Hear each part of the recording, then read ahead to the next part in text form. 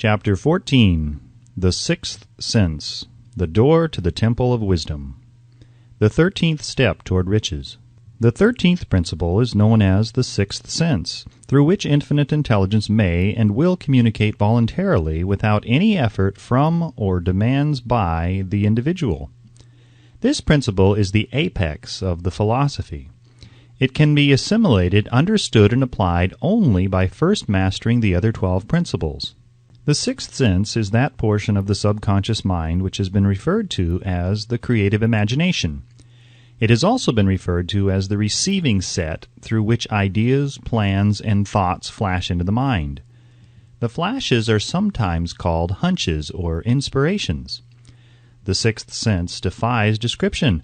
It cannot be described to a person who has not mastered the other principles of this philosophy, because such a person has no knowledge and no experience with which the sixth sense may be compared. Understanding of the sixth sense comes only by meditation through mind development from within. The sixth sense probably is the medium of contact between the finite mind of man and infinite intelligence, and for this reason it is a mixture of both the mental and the spiritual. It is believed to be the point at which the mind of man contacts the universal mind. After you have mastered the principles described in this book, you will be prepared to accept as truth a statement which may, otherwise, be incredible to you, namely, through the aid of the sixth sense, you will be warned of impending dangers in time to avoid them, and notified of opportunities in time to embrace them. There comes to your aid, and to do your bidding, with the development of the sixth sense, a guardian angel, who will open to you at all times the door to the temple of wisdom. Whether or not this is a statement of truth, you will never know except by following the instructions described in the pages of this book, or some similar method of procedure. The author is not a believer in, nor an advocate of miracles, for the reason that he has enough knowledge of nature to understand that nature never deviates from her established laws. Some of her laws are so incomprehensible that they produce what appear to be miracles. The sixth sense comes as near to being a miracle as anything I have ever experienced, and it appears so only because I do not understand the method by which this principle is operated. This much the author does know, that there is a power, or a first cause, or an intelligence which permeates every atom of matter and embraces every unit of energy perceptible to man, that this infinite intelligence converts acorns into oak trees, causes water to flow downhill in response to the law of gravity, follows night with day and winter with summer, each maintaining its proper place in relationship to the other. This intelligence may, through the principles of this philosophy, be induced to aid in transmuting desires into concrete or material form. The author has this knowledge because he has experimented with it and has experienced it. Step by step, through the preceding chapters, you have been led to this, the last principle. If you have mastered each of the preceding principles, you are now prepared to accept, without being skeptical, the stupendous claims made here. If you have not mastered the other principles, you must do so before you may determine definitely whether or not the claims made in this chapter are fact or fiction. While I was passing through the age of hero worship, I found myself trying to imitate those whom I most admired. Moreover, I discovered that the element of faith with which I endeavored to imitate my idols gave me great capacity to do so quite successfully. I have never entirely divested myself of this habit of hero worship, although I have passed the age commonly given over to such. My experience has taught me that the next best thing to being truly great is to emulate the great by feeling and action as nearly as possible. Long before I had ever written a line for publication or endeavored to deliver a speech in public, I followed the habit of reshaping my own character by trying to imitate the 9 men whose lives and life works had been most impressive to me. These 9 men were Emerson, Paine, Edison, Darwin, Lincoln, Burbank, Napoleon, Ford, and Carnegie. Every night over a long period of years I held an imaginary council meeting with this group whom I called my invisible counselors. The procedure was this. Just before going to sleep at night, I would shut my eyes and see in my imagination this group of men seated with me around my council table. Here I had not only an opportunity to sit among those whom I considered to be great, but I actually dominated the group by serving as the chairman. I had a very definite purpose in indulging my imagination through these nightly meetings. My purpose was to rebuild my own character so it would represent a composite of the characters of my imaginary counselors. Realizing, as I did early in life, that I had to overcome the handicap of birth in an environment of ignorance and superstition, I deliberately assigned myself the task of voluntary rebirth through the method here described. Building character through autosuggestion. Being an earnest student of psychology, I knew, of course, that all men have become what they are because of their dominating thoughts and desires. I knew that every deeply seated desire has the effect of causing one to seek outward expression through which that desire may be transmuted into reality. I knew that self-suggestion is a powerful factor in building character, that it is, in fact, the sole principle through which character is built. With this knowledge of the principles of mind operation, I was fairly well armed with the equipment needed in rebuilding my character. In these imaginary council meetings, I called on my cabinet members for the knowledge I wished each to contribute, addressing myself to each member in audible words as follows. Mr. Emerson, I desire to acquire from you the marvelous understanding of nature which distinguished your life. I ask that you make an impress upon my subconscious mind of whatever qualities you possessed which enabled you to understand and adapt yourself to the laws of nature.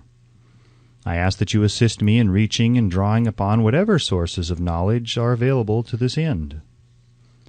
Mr. Burbank, I request that you pass on to me the knowledge which enabled you to so harmonize the laws of nature that you caused the cactus to shed its thorns and become an edible food. Give me access to the knowledge which enabled you to make 2 blades of grass grow where but 1 grew before, and helped you to blend the coloring of the flowers with more splendor and harmony, for you alone have successfully gilded the lily. Napoleon, I desire to acquire from you by emulation the marvelous ability you possess to inspire men and to arouse them to greater and more determined spirit of action. Also to acquire the spirit of enduring faith, which enabled you to turn defeat into victory and to surmount staggering obstacles. Emperor of fate, king of chance, man of destiny, I salute you. Mr. Payne, I desire to acquire from you the freedom of thought and the courage and clarity with which to express convictions which so distinguished you. Mr. Darwin, I wish to acquire from you the marvelous patience and ability to study cause and effect, without bias or prejudice, so exemplified by you in the field of natural science. Mr. Lincoln, I desire to build in my own character the keen sense of justice, the untiring spirit of patience, the sense of humor, the human understanding, and the tolerance which were your distinguishing characteristics. Mr. Carnegie, I am already indebted to you for my choice of life work, which has brought me great happiness and peace of mind. I wish to acquire a thorough understanding of the principles of organized effort, which you used so effectively in the building of a great industrial enterprise. Mr. Ford, you have been among the most helpful of the men who have supplied much of the material essential to my work. I wish to acquire your spirit of persistence, the determination, poise, and self-confidence which have enabled you to master poverty, organize, unify, and simplify human effort, so I may help others to follow in your footsteps. Mr. Edison, I have seated you nearest to me at my right, because of the personal cooperation you have given me during my research into the causes of success and failure. I wish to acquire from you the marvelous spirit of faith, with which you have uncovered so many of nature's secrets, the spirit of unremitting toil with which you have so often wrested victory from defeat. My method of addressing the members of the imaginary cabinet would vary according to the traits of character in which I was, for the moment, most interested in acquiring. I studied the records of their lives with painstaking care. After some months of this nightly procedure, I was astounded by the discovery that these imaginary figures became apparently real. Each of these 9 men developed individual characteristics which surprised me. For example, Lincoln developed the habit of always being late, then walking around in solemn parade. When he came, he walked very slowly with his hands clasped behind him, and once in a while he would stop as he passed and rest his hand momentarily upon my shoulder. He always wore an expression of seriousness upon his face. Rarely did I see him smile. The cares of a sundered nation made him grave. That was not true of the others. Burbank and Payne often indulged in witty repartee, which seemed at times to shock the other members of the cabinet. One night Payne suggested that I prepare a lecture on the Age of Reason, and deliver it from the pulpit of a church which I formerly attended. Many around the table laughed heartily at the suggestion. Not Napoleon. He drew his mouth down at the corners and groaned so loudly that all turned and looked at him with amazement. To him the church was but a pawn of the state, not to be reformed, but to be used as a convenient inciter to mass activity by the people. On one occasion Burbank was late. When he came, he was excited with enthusiasm and explained that he had been late because of an experiment he was making, through which he hoped to be able to grow apples on any sort of tree. Payne chided him by reminding him that it was an apple which started all the trouble between man and woman. Darwin chuckled heartily as he suggested that Payne should watch out for little serpents when he went into the forest to gather apples, as they had the habit of growing into big snakes. Emerson observed, "No serpents, no apples," and Napoleon remarked, "No apples, no state." Lincoln developed the habit of always being the last one to leave the table after each meeting. On one occasion he leaned across the end of the table, his arms folded, and remained in that position for many minutes. I made no attempt to disturb him. Finally he lifted his head slowly, got up and walked to the door, then turned around, came back, and laid his hand on my shoulder and said, "My boy, you will need much courage if you remain steadfast in carrying out your purpose in life. But remember, when difficulties overtake you, the common people have common sense. Adversity will develop it." One evening Edison arrived ahead of all the others. He walked over and seated himself at my left, where Emerson was accustomed to sit, and said, "You are destined to witness the discovery of the secret of life. When the time comes, you will observe that life consists of great swarms of energy or entities, each as intelligent as human beings think themselves to be. These units of life group together like hives of bees and remain together until they disintegrate through lack of harmony. These units have differences of opinion, the same as human beings, and often fight among themselves. These meetings which you are conducting will be very helpful to you. They will bring to your rescue some of the same units of life which serve the members of your cabinet during their lives. These units are eternal. They never die. Your own thoughts and desires serve as the magnet which attracts units of life from the great ocean of life out there. Only the friendly units are attracted, the ones which harmonize with the nature of your desires. The other members of the cabinet began to enter the room. Edison got up and slowly walked around to his own seat. Edison was still living when this happened. It impressed me so greatly that I went to see him and told him about the experience. He smiled broadly and said, "Your dream was more a reality than you may imagine it to have been." He added no further explanation to his statement. These meetings became so realistic that I became fearful of their consequences and discontinued them for several months. The experiences were so uncanny, I was afraid if I continued them I would lose sight of the fact that the meetings were purely experiences of my imagination.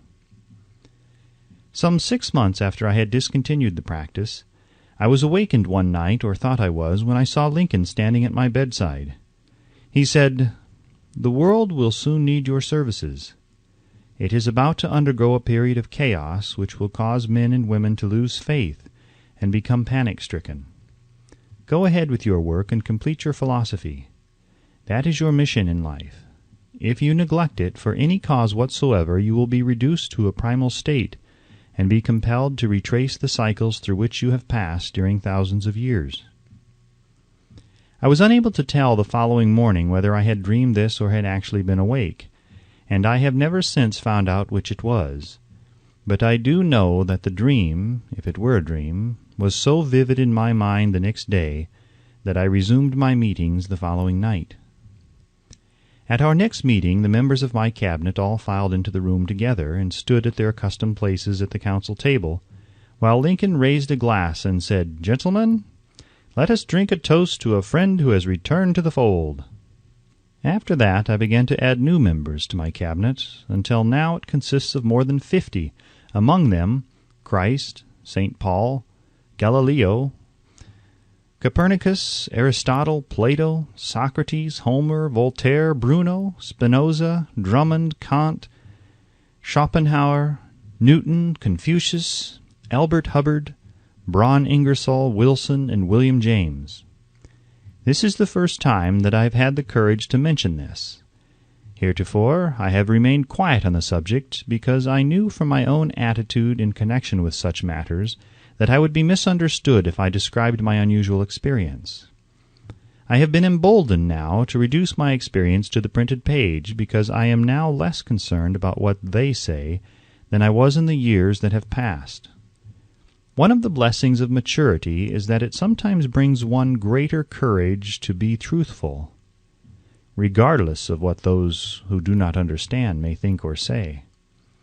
Lest I be misunderstood, I wish here to state most emphatically that I still regard my cabinet meetings as being purely imaginary, but I feel entitled to suggest that, while the members of my cabinet may be purely fictional, and the meetings existent only in my own imagination, they have led me into glorious paths of adventure, rekindled an appreciation of true greatness, encouraged creative endeavor, and emboldened the expression of honest thought.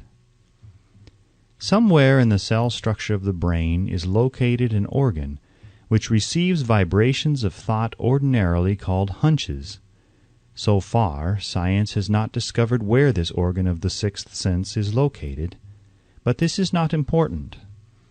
The fact remains that human beings do receive accurate knowledge through sources other than the physical senses. Such knowledge generally is received when the mind is under the influence of extraordinary stimulation. Any emergency which arouses the emotions and causes the heart to beat more rapidly than normal may, and generally does, bring the sixth sense into action. Anyone who has experienced a near accident while driving knows that on such occasions the sixth sense often comes to one's rescue and aids by split seconds in avoiding the accident. These facts are mentioned preliminary to a statement of fact which I shall now make, namely, that during my meetings with the invisible counselors, I find my mind most receptive to ideas, thoughts, and knowledge which reach me through the sixth sense. I can truthfully say that I owe entirely to my invisible counselors full credit for such ideas, facts, or knowledge as I received through inspiration. On scores of occasions when I have faced emergencies, some of them so grave that my life was in jeopardy, I have been miraculously guided past these difficulties through the influence of my invisible counselors. My original purpose in conducting council meetings with imaginary beings was solely that of impressing my own subconscious mind, through the principle of autosuggestion, with certain characteristics which I desired to acquire. In more recent years, my experimentation has taken on an entirely different trend. I now go to my imaginary counselors with every difficult problem which confronts me and my clients. The results are often astonishing, although I do not depend entirely on this form of counsel. You, of course, have recognized that this chapter covers a subject with which a majority of people are not familiar. The sixth sense is a subject that will be of great interest and benefit to the person whose aim is to accumulate vast wealth, but it need not claim the attention of those whose desires are more modest. Henry Ford undoubtedly understands and makes practical use of the sixth sense. His vast business and financial operations make it necessary for him to understand and use this principle. The late Thomas A. Edison understood and used the sixth sense in connection with the development of inventions, especially those involving basic patents, in connection with which he had no human experience and no accumulated knowledge to guide him, as was the case while he was working on the talking machine and the moving picture machine. Nearly all great leaders, such as Napoleon, Bismarck, Joan of Arc, Christ, Buddha, Confucius, and Muhammad, understood and probably made use of the sixth sense almost continuously. The major portion of their greatness consisted of their knowledge of this principle. The sixth sense is not something that one can take off and put on at will. Ability to use this great power comes slowly through application of the other principles outlined in this book. Seldom does any individual come into workable knowledge of the sixth sense before the age of 40.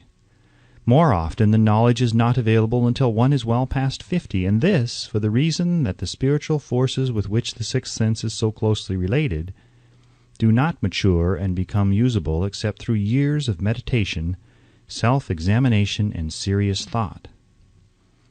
No matter who you are or what may have been your purpose in reading this book, you can profit by it without understanding the principle described in this chapter. This is especially true if your major purpose is that of accumulation of money or other material things. The chapter on the sixth sense was included because the book is designed for the purpose of presenting a complete philosophy by which individuals may unerringly guide themselves in attaining whatever they ask of life. The starting point of all achievement is desire. The finishing point is that brand of knowledge which leads to understanding of self, understanding of others, understanding of the laws of nature, recognition, and understanding of happiness. This sort of understanding comes in its fullness only through familiarity with and use of the principle of the sixth sense. Hence that principle had to be included as part of this philosophy, for the benefit of those who demand more than money. Having read the chapter, you must have observed that while reading it, you were lifted to a high level of mental stimulation. Splendid! Come back to this again a month from now, read it once more, and observe that your mind will soar to a still higher level of stimulation. Repeat this experience from time to time, giving no concern as to how much or how little you learn at the time, and eventually you will find yourself in possession of a power that will enable you to throw off discouragement, master fear, overcome procrastination, and draw freely upon your imagination. Then you will have felt the touch of that unknown something which has been the moving spirit of every truly great thinker, leader, artist, musician, writer, statesman. Then you will be in position to transmute your desires into their physical or financial counterpart as easily as you may lie down and quit at the first sign of opposition. Faith versus fear. Previous chapters have described how to develop faith through autosuggestion, desire, and the subconscious. The next chapter presents detailed instructions for the mastery of fear. Here will be found a full description of the 6 fears which are the cause of all discouragement, timidity, procrastination, indifference, indecision, and the lack of ambition, self-reliance, initiative, self-control, and enthusiasm. Search yourself carefully as you study these 6 enemies, as they may exist only in your subconscious mind, where their presence will be hard to detect. Remember, too, as you analyze the 6 ghosts of fear, that they are nothing but ghosts because they exist only in one's mind. Remember also that ghosts, creations of uncontrolled imagination, have caused most of the damage people have done to their own minds. Therefore, the ghosts can be as dangerous as if they lived and walked on the earth in physical bodies. The ghost of fear of poverty, which seized the minds of millions of people in 1929, was so real that it caused the worst business depression this country has ever known. Moreover, this particular ghost still frightens some of us out of our wits.